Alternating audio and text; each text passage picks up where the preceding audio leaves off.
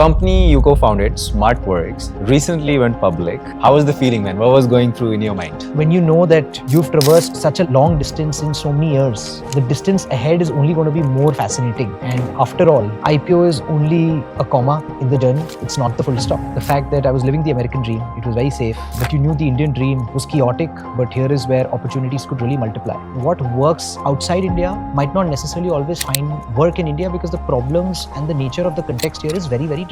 So when the world was fairly fearful, we went greedy. We haven't created a new product. We have just changed the way how it gets consumed. And we've learned a lot from our predecessors, and that's how innovation breathes. The entire concept of managed campus platform is largely hinged on us leasing or renting full buildings or campuses. In fact, 4 of the 5 largest campuses in the world are now leased by Smartworks. If we talk about the trends in the industry, kind of like guide us, these are the trends that you're seeing moving forward. India will continue to be a very favored destination for office space, not only for domestic companies, but also for a lot of international companies. And there are several reports which estimate that the next billion square foot is only going to get added in the next 10 to 15 years. What advice would you give to folks who are abroad, who are thinking about moving back? India of today is very different to India a decade back. But most importantly, the Indian confidence of the new age companies that have created so much value in the last decade has had a multiplier effect on uplifting the entire confidence of the entrepreneurial ecosystem. If not now, then when? From one office to 12 million square feet across 14 cities, from renting desks to re-engineering how India works, today Smartworks is India's largest managed office space provider. It recently went public. Behind this journey is Binani, who left his amazing career in the US to come back and build Smartworks in India. This story is not about offices. It's about reverse brain drain, bold execution, and how India is creating its next generational publicly traded companies. Now I bring you Harsh. Harsh, finally, man, so excited to have you on the podcast. Thank you so much, Shiva. Pleasure to be here. The company you co-founded, Smartworks, recently went public. But before we get into that, I want to start from the beginning, how it all started. More so, Harsh, look, we are really a byproduct of our environment. What really shaped you the most while growing up? You're absolutely right. Life is a series of events that shape you into what you are, where it's a sum of not only the environment, the upbringing, the people. And I was very lucky on all counts. I grew up in Calcutta, in a business family where business was in our roots, and life taught us a lot of ups and downs, which solidified my resilience along with the city of Calcutta, which is of course seen a lot of that same journey. After Calcutta, I had a pivotal choice. Should I continue staying in Calcutta, or should I take the bold leap to move out? And I'm talking about 2007. I got encouraged by my parents to take the bold move to come to New Delhi, which was the capital. You'd grown up in a very sheltered environment. And here is where in Delhi, I first time experienced living outside your parents' home. And SRCC was a phenomenal experience. The experience was not limited to only classrooms, but just those corridors where I can see early roots shape up of ambition. And during that time in Delhi, while I used to stay in the hostel, you made lifelong friends. You are a sum of the tribe that you spend a lot of time with, and I'm very thankful for all those lifelong relationships. The debate really at 8:45 used to be whether I should sleep 15 minutes more or attend classes.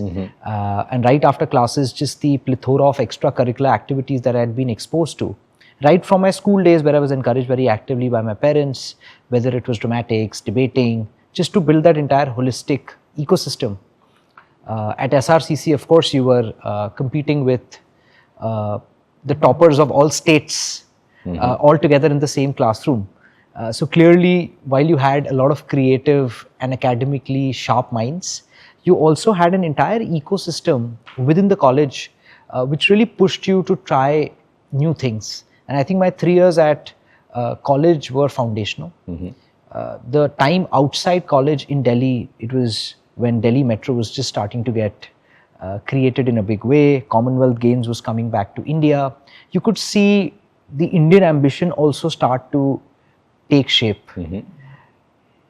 So I would say in some, very thankful for the opportunities and the resilience that both a combination of Calcutta and Delhi in my early days taught me. Undoubtedly, moving to Delhi was perhaps the best decision of my life, because unless you're pushed outside your comfort zone, you don't discover your inner self and know where it exactly is. Calcutta gave me very strong cultural roots, values, and SRCC gave me the wings to fly. And I can still go back and relive those days at SRCC, because that's where your ambition, boldness, all got shaped to what it is now. Yeah. And Harsh, post SRCC, you took another bold step. You decided to move out of the country, move to the US. Was that always the plan? And what went into that decision? Life is never a plan till you make a concrete plan out of all the opportunities that you get. And at that point of time, I stumbled upon a phenomenal opportunity right out of campus to work with the world's best consulting firm, McKinsey, which had offered an incredible opportunity to work in India remotely and eventually move to US. And as a 21-year-old lad, getting exposed to a very structured environment in corporate America was a very deep foundational skill that I still have a lot of gratitude for. Early days in Chicago were very challenging, especially for a 21-year-old who had not been exposed to corporate world. Here you were practically getting exposed to corporate America. And McKinsey, the way they shape you through a mix of training and experiences, but keep pushing you to your limit till you don't discover that your limit was actually more than what you could have imagined. So that entire experience of a very structured environment, the entire training toolkit that comes along with the long hours that you work, and of course a lot of travel during that time, where I was traveling practically every week, exploring a new city during weekends, also made a lot of trips to Europe and Asia for work, and of course blended it with leisure as well. Those experiences stayed back with me, because at that point you could see the scale at which USA was operating in. And fast forward to now, you now can actually acknowledge that ignorance is bliss, because when you'd seen scale at that stage, visualizing scale in an Indian context was much more easier when you were building Smartworks. The 4 years of consulting experience were terrific. Somewhere I deep down always felt that there is a yearning to come back to India and create something of your own, bask into the entrepreneurial ecosystem that was starting to shape up in India in a meaningful way. I further, after McKinsey, went to Kellogg. The business school experience for a year was terrific. It was going back to classroom after SRCC days. You were working in a fairly intellectually challenging and diverse environment, meeting friends from all different nationalities. And again, going back to school after having experienced the practicality of work was a very enriching experience. So the year I had at Kellogg was, again, one of the best years that I've had in my life. Made phenomenal friends, great experiences, and a few practical immersions, particularly in entrepreneurship and finance, both of which would eventually become key pillars of how I would shape my entrepreneurial journey. And as you mentioned, Harsh, that you always had the desire to come back and build something of your own. At what point did you decide, okay, this is the right time for me to move back to India? What were the initial days like? You knew what you were going to build after coming back to India? Just walk us through the initial days and early days, and of course, the uncertainties around it as well. No, uncertainties creates opportunity. And that's how one should always look at the fact that I was living the American dream. It was very safe, but you knew the Indian dream was chaotic, but here is where opportunities could really multiply. And I'm talking about a time where moving back to India was not such a natural choice. Yeah. 2014, 2015. So when I rejoined McKinsey after business school in 2016, during those 3 years in between my first stint at McKinsey and Kellogg, and then coming back to McKinsey, somewhere the mind was already warming up to the idea of coming back. And I remember one of the stories my grandfather told me in early days. As a family, we have very vivid memories of watching mythology, the Ramayana and Mahabharata on Sundays. And the one story which left a deep impression was the story of Abhimanyu, who had entered the Chakravyuh, but somehow never really figured out a way to get out of the Chakravyuh.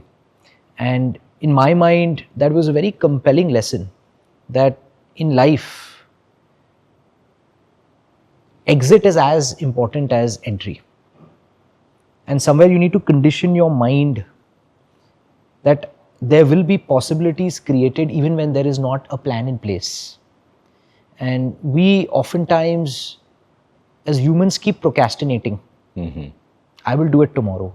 I will do it tomorrow.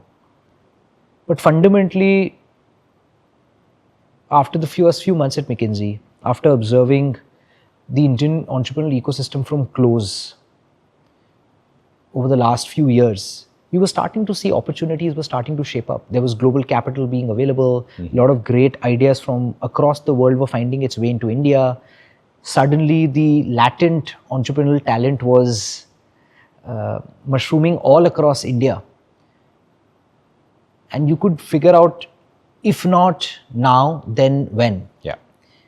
You kept questioning yourself about this entire tomorrow and made up your mind one fine day that tomorrow is today.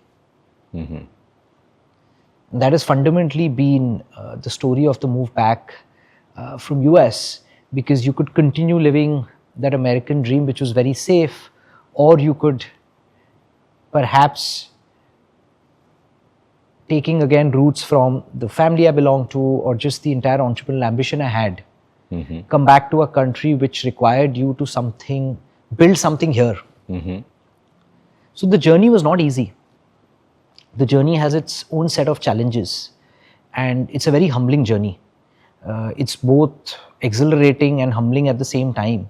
America was a lot about structure, processes, scale, an ecosystem which was very supportive.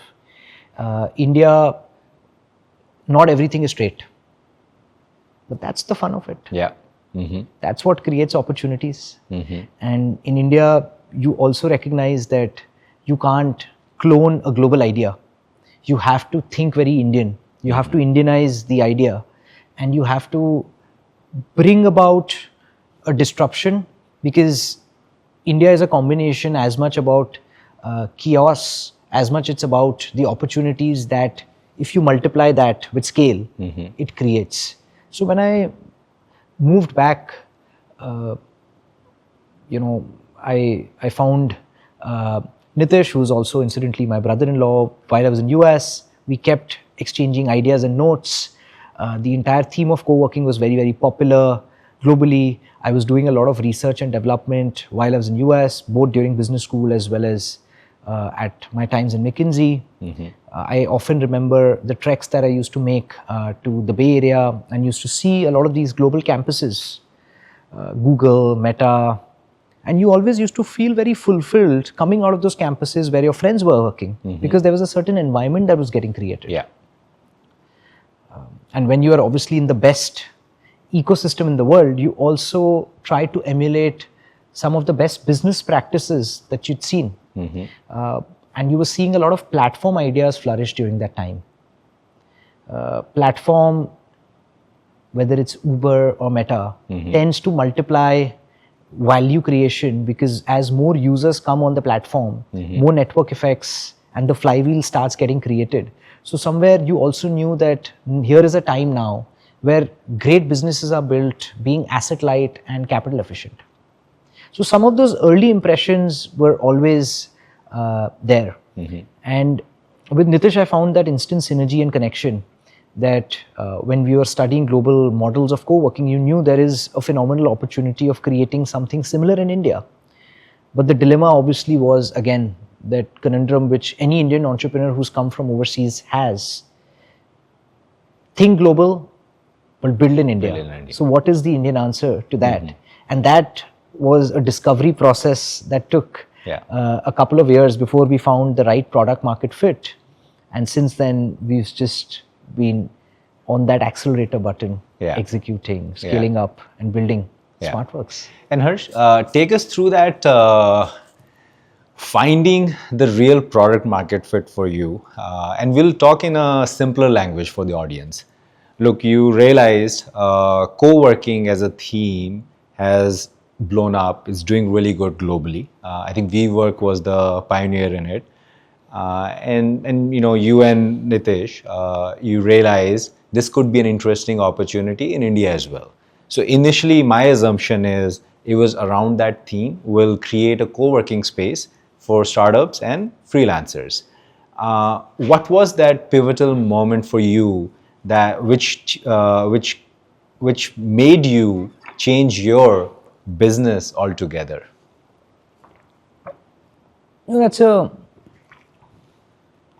walks me down memory lanes, and it almost appears that while our business is just about 8-9 years old, which by the way includes 2 years of COVID, but I almost feel like the journey has been so much longer because you've seen so many twists and turns and moments of reinvention during this time. So fundamentally, the idea of co-working was a very popular idea globally because the dynamics globally in a US market were very different. You had institutional real estate supply, which was largely absorbed by organized demand and large tenants and occupiers. So somewhere you had a very well-functioning system where organized demand meets organized supply. So here is where new startups or freelancers or small companies needed a very cool space built on the principles of shared economy. And that's how the idea of co-working germinated. And it is in fact very popular in Europe and other developed markets as well. And it was a phenomenal idea because you were giving a great space, you were creating aspirational amenities for the end occupier, and you were giving a lot of flexibility which an institutional system wouldn't have given you. However, what fundamentally needs to be understood is that what works outside India might not necessarily always find work in India because the problems and the nature of the context here is very, very different. And in our early days, we were deeply admiring how all of these global peers had built their business. While I was at McKinsey, I also got a first-hand chance to understand what had worked for them and what could be potentially some of the pitfalls. Oftentimes, you are not always the first ones to create a category, but you always take advantage of some of the learnings of your predecessors and then customize it for your local environment. Fast forward to India, we realized that the market for co-working is actually very small and it solves a very small problem for the larger ecosystem. India, as you see, is a fairly fragmented market. And India demands aspirational amenities and a great office experience. But at the same time, India also needs value pricing and flexibility. That equation was very different in US, where there was an intent to pay a premium for the flexibility that you were getting in a co-working space. So I vividly remember the whiteboard discussion in our early days, where we said that if we have to create something disruptive, let's use our ignorance as a bliss. And let's leverage some of the bold global experiences that we've seen. So Nitish also deeply admire his work ethic and how he from a very early day was exposed to manufacturing, scale. And when he started the business, I quite got inspired by the vision of how we could think about this in a very first principle way, where the thesis really was that India has a lot of non-institutional fragmented real estate supply. The biggest users of this supply is an organized market, which is Forbes 2000 companies, global MNCs, Indian conglomerates. And they, up until Smartworks pioneered the managed campus model, were largely always resorting to using the institutional supply, which was less than 25%. So see, US you had organized demand and supply. Here you had fragmented supply, but more organized demand. Yeah. So here is where you stumbled upon an opportunity that if we have to change the rules of the game, because if you're trying to be a new category creator and think about a problem very bottoms up, then fundamentally, what if we could do something very crazy, which is to start leasing full buildings or campuses, which up until then was largely about leasing floors. And because you were thinking very bold about something new which had not happened, of course, status quo challenging is always questioned. But that's where your inner resolve comes, that I will actually take this as an opportunity and create something meaningful out of it. So we practically said that let's solve this problem of fragmented supply, bring it under a Smartworks brand, organize a platform where we also get a set of office service suppliers together on the supply side, then build a large campus under a Smartwork umbrella with aspirational amenities, which we were inspired by in our early days. Think about a Google campus having a food court, gym, cafeteria, creche, bundle it all together, and then go to a large enterprise client and tell them that I can actually deliver an office experience better than you could do it yourself, because this is our core competency. And we would do it at a fraction of the cost that you would be able to do it. We will design the space for you. We will take care of all your daily needs like a hotel would. And all of this is bundled in a flexible manner. It is capital efficient because you aren't having to invest any capital, and your employees are going to love the environment. And in that entire process, you create a lot of value for your landlord. You also create a lot of value for your customers.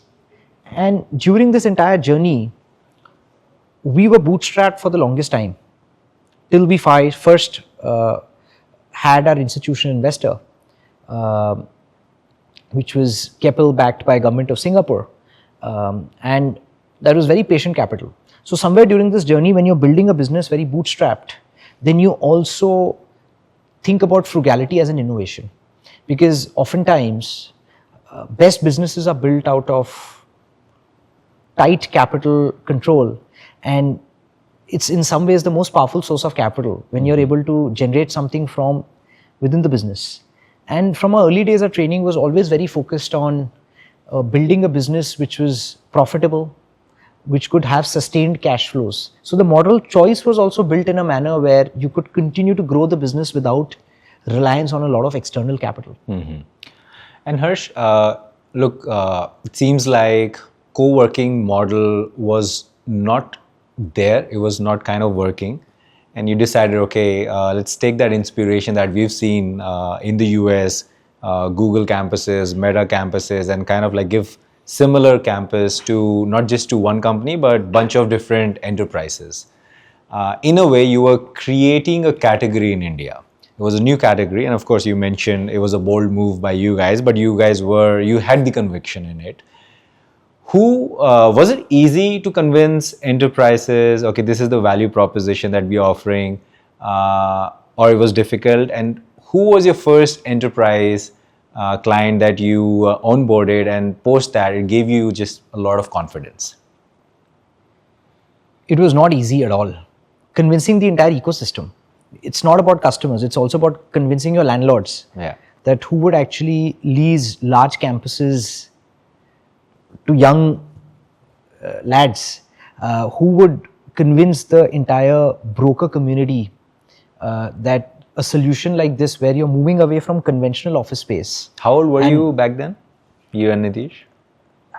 We were not even 30. So practically it was not easy. And when you are challenging a status quo and creating a new category, you need a lot of evangelists who would adapt the idea. And somewhere in India, it's extremely important to first absorb the shock, then make the ecosystem adapt, and then press the accelerator button. So, in fact, our early move outs and increasing competitive intensity taught us that co-working is perhaps not how you can build a scalable business.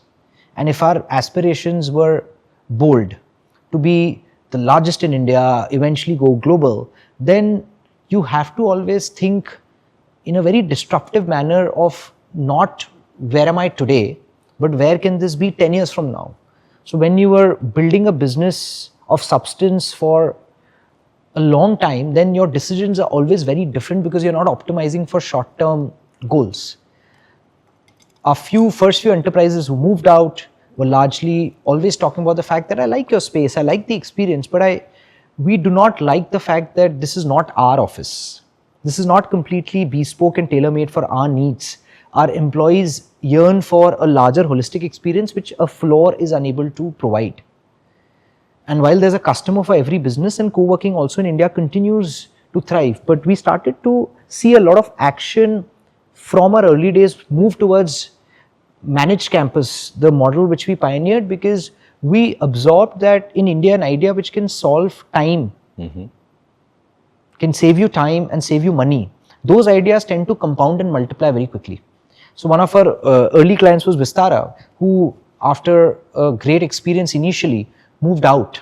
It made us realize that if we have to continue retaining large clients like these, we have to provide an entire ecosystem where it needs to be established firmly in the mind of the end occupier that we are getting a great experience. It's cost efficient because that's the theme which works in India quite predominantly. And we are also solving a problem of them being able to provide happiness and productivity to their employees.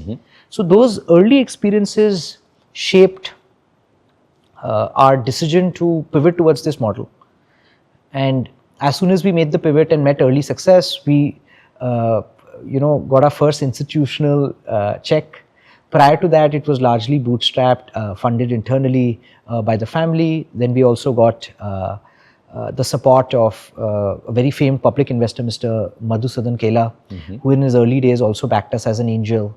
And that gave us a lot of confidence, the support early on when someone like him spotted the opportunity. And then we've picked up our first institutional, and we were all in that euphoric mood where we were like, let's now continue to double down and scale up before our world came crashing down. COVID, practically within 6 months of you raising, and that reset how you look at the world and how you want to evolve your business model. And that entire resilience that COVID taught us, not only did our product market fit got vindicated because the entire co-working industry had a massive shock.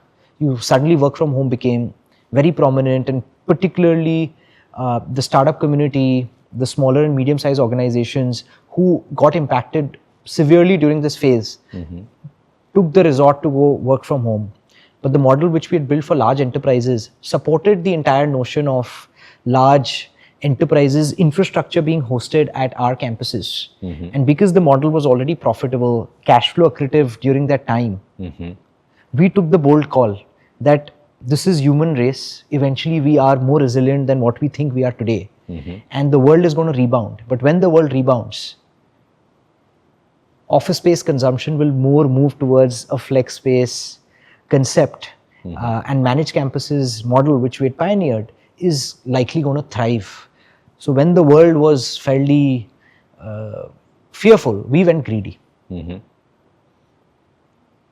We went on an expansion binge, and before we could realize, COVID took a little longer because you had that wave 2, and suddenly capital raising also again became difficult because you had a lot of global predecessors who had not, suddenly the environment had turned a little, I would say,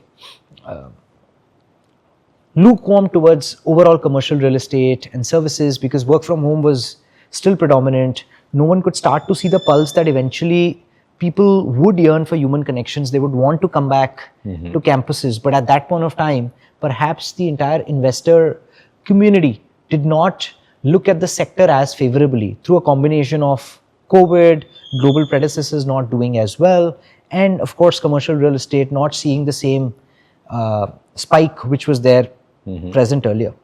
So, Harsh, for the audience, just give an example. What exactly is the managed campus as a customer, like enterprise also? What is enterprise customer? They come to you. What are they getting from you, which they can't get from others? Well, it's just, let me put it this way, we haven't created a new product. We have just changed the way how it gets consumed. And we've learned a lot from our predecessors, and that's how innovation breathes. The entire concept of managed campus platform is largely hinged on us leasing on an asset-light basis or renting full buildings or campuses, which could range anywhere from 300,000 to 700,000 square foot. In fact, 4 of the 5 largest campuses in the world are now leased by Smartworks. Once we lease these campuses, we will create a lot of aspirational amenities, which would include Google-like amenities like gym, creche, cafeteria, food court, so on and so forth, where in fact one of our most humbling days was where one of our US customers actually mentioned that he really feels the experience is like his US headquarters, just that he's now found the experience here to be faster and more agile because we deliver the space in 60 days. But largely the concept is around creating that campus. Once that amenity is created, on every floor, we will typically design the space as per the needs of the end enterprise client, whether it's for their corporate head office or their regional office or any other type of office. Typically, the requirement is also large. So our average would be 300 seats or above, which if you compare to a co-working would be about 30 seats or 50 seats.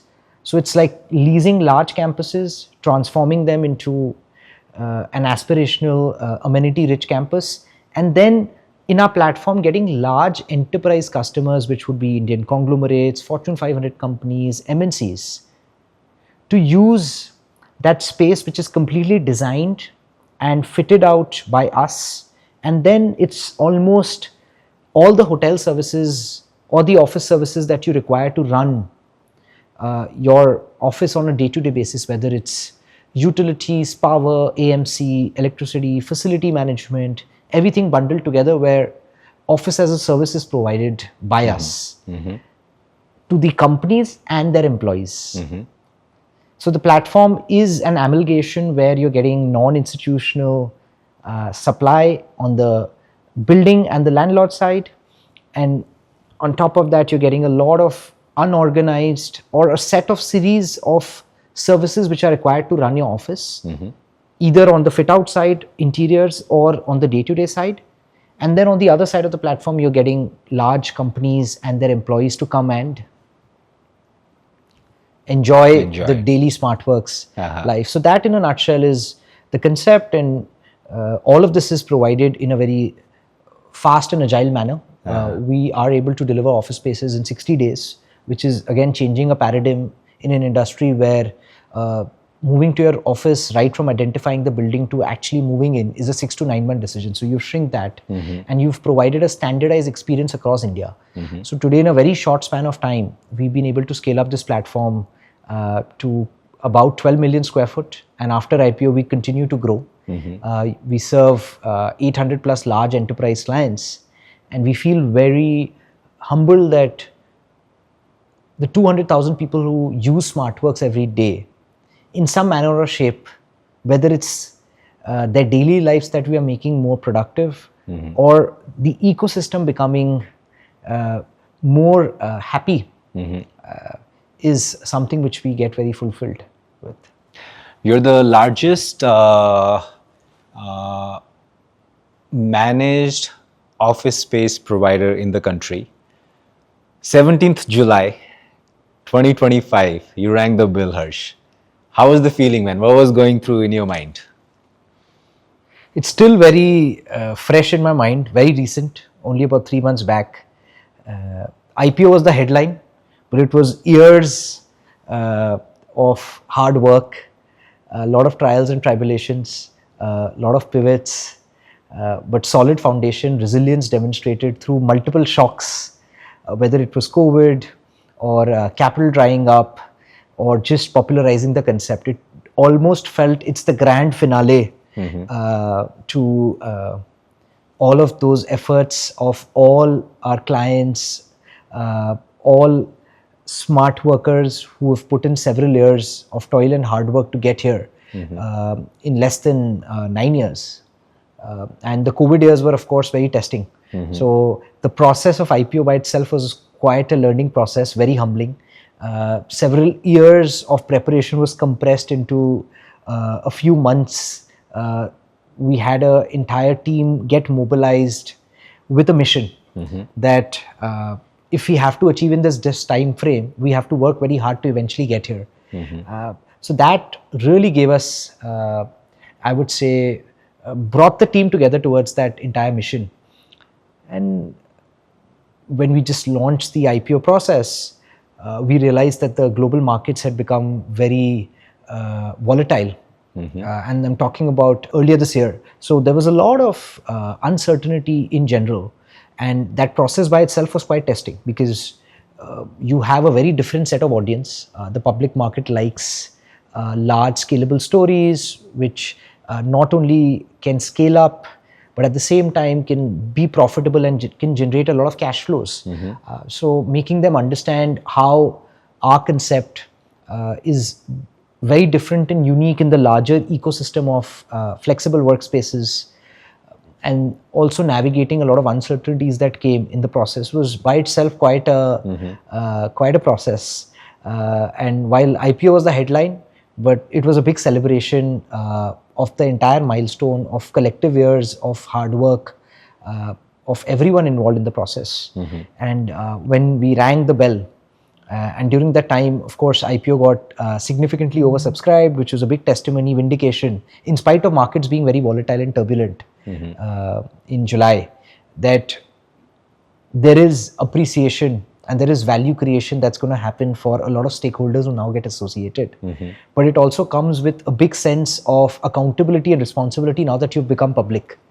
With even a single shareholder to large institutional shareholders who have all reposed faith in you. And when you know that you've traversed such a long distance in so many years, the distance ahead is only going to be more fascinating. And after all, IPO is only a comma in the journey. It's not the full stop. And we have several years ahead of us, especially as India now embarks on becoming a developed economy. And we are in a market where we are still very underpenetrated. And particularly if India continues to become more developed in the next few years, there will be a burgeoning demand of office space and a lot of services that the entire ecosystem would require.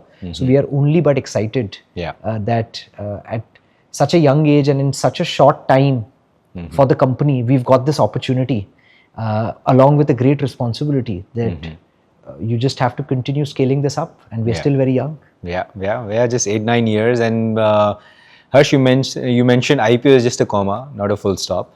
Going forward, what are the opportunities that you're seeing for yourself and Smartworks, and also in general? If we talk about the trends in the industry, you could even kind of like guide us. These are the trends that you're seeing moving forward. Very exciting times for India. We are the office to the world. Post-independence, in 75 years, we've created about 1 billion square foot of office space. 800 of that, if estimates are accurate, have only come in the last 22 years.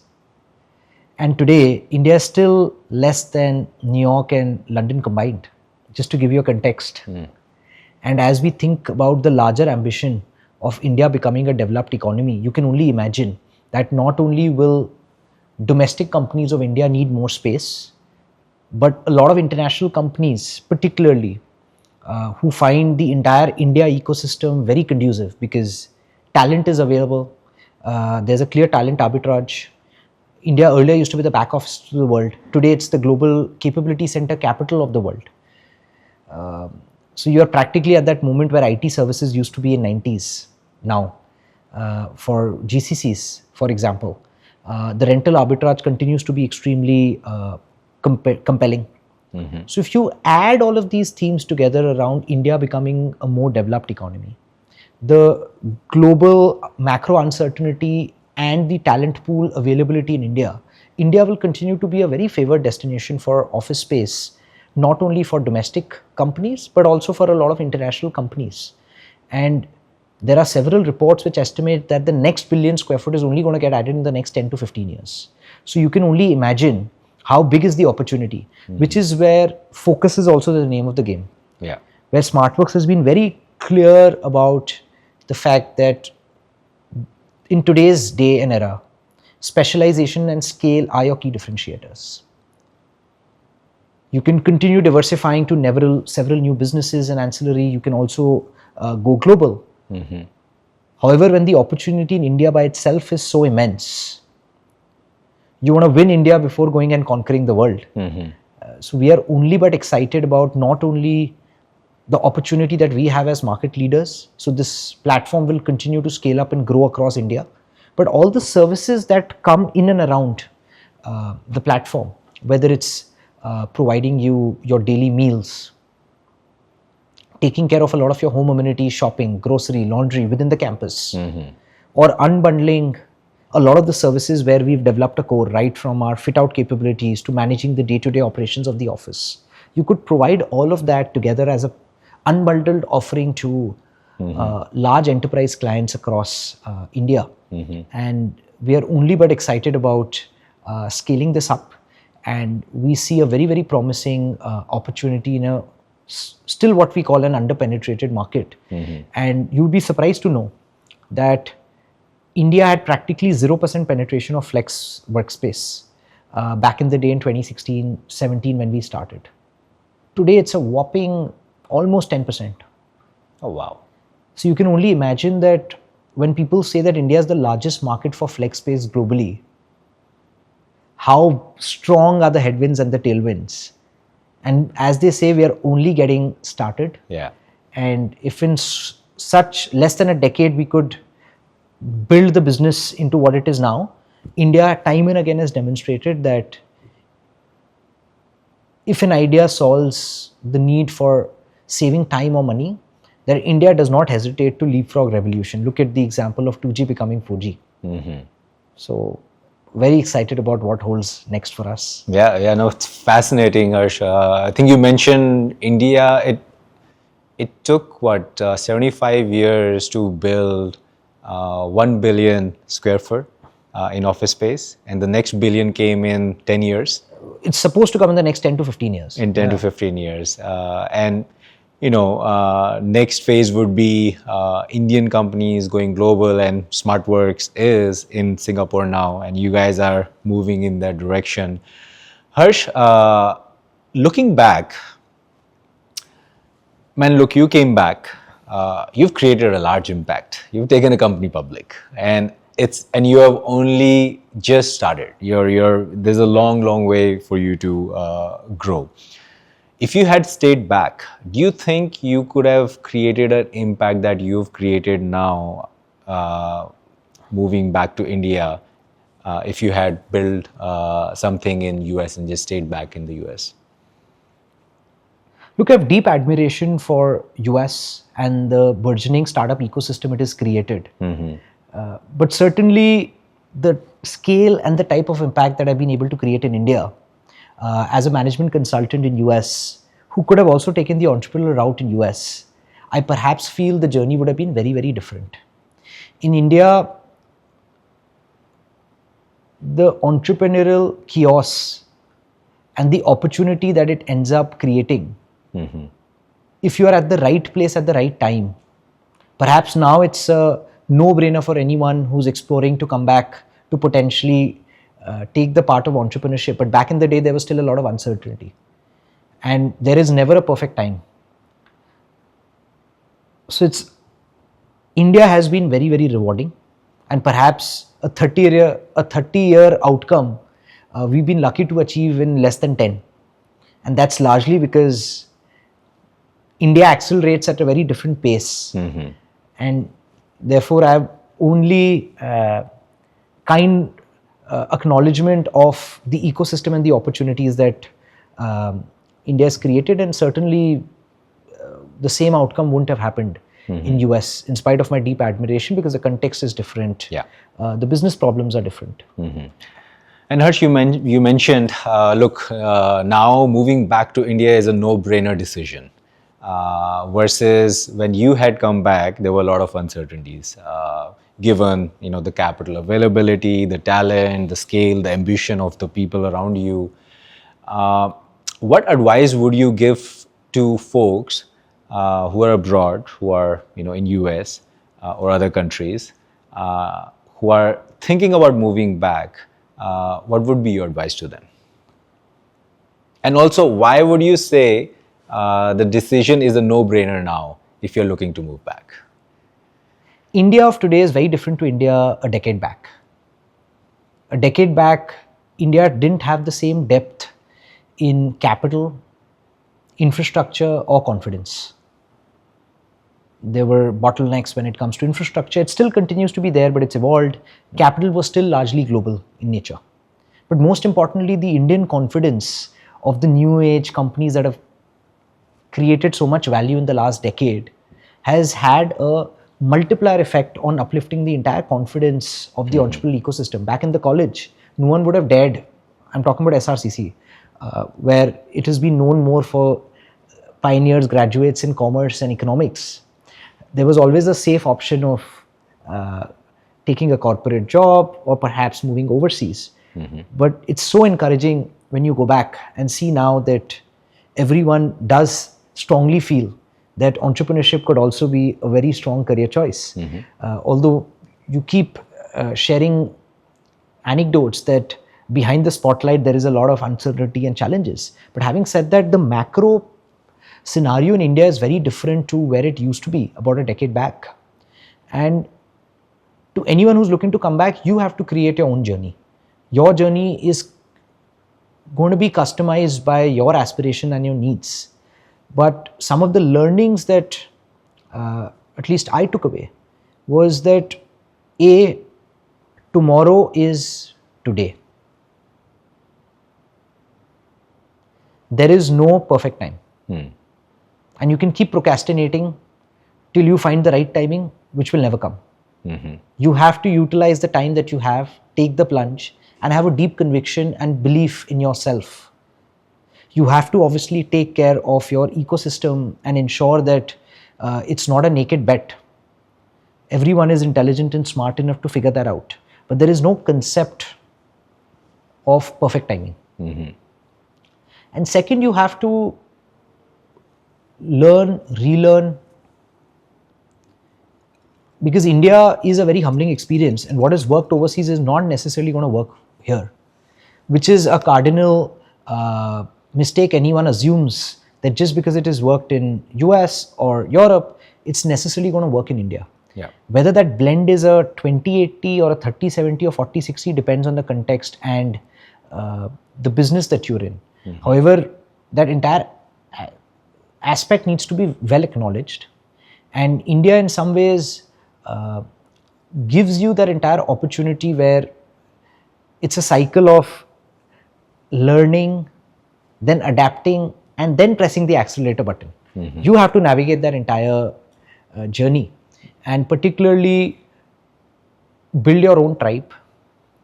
It's extremely important that you are a sum of the network and the ecosystem that you're part of, and you keep getting challenged and keep exchanging ideas cross-border whenever you come back, because today in a borderless world for business ideas, that is also a big competitive edge per se.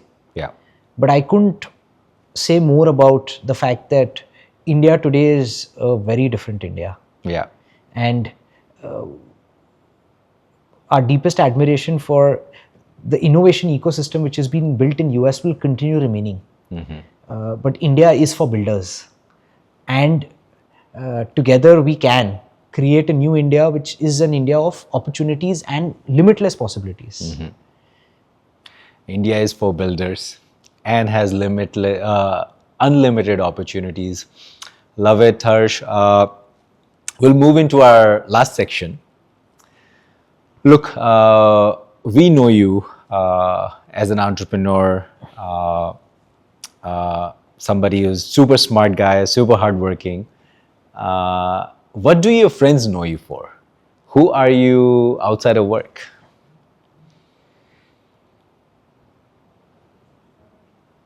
Harsh continues to evolve. The last decade has been quite deeply engaging when it comes to work. There's been very limited time outside of work.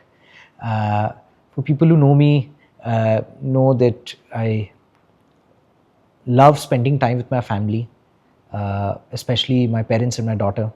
My wife has been a phenomenal pillar of support, and she's the one who's kept us constant throughout this.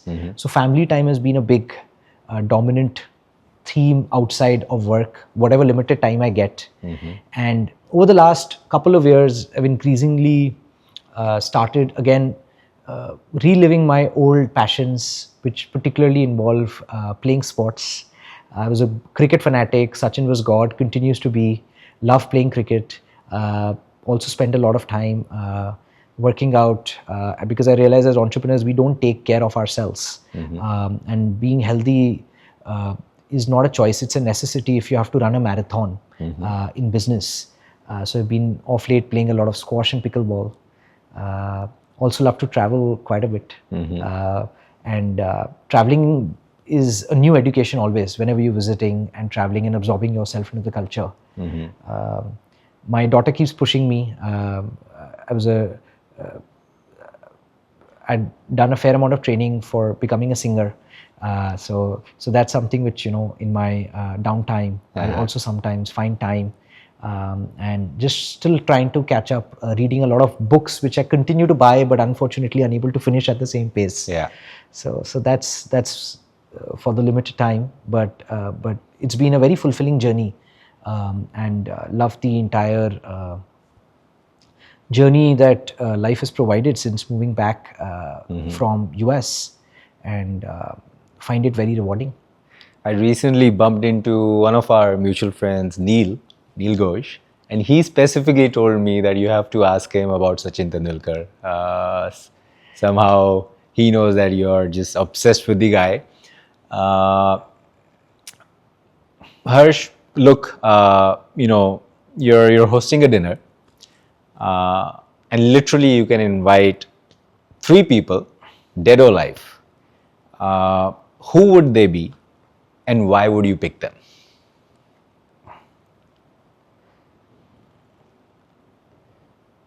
Well, only if I had a choice of 30, because 3 is. I'm sorry. That's all is allowed. So it would perhaps be my late grandfather. He was an inspiration to all of us.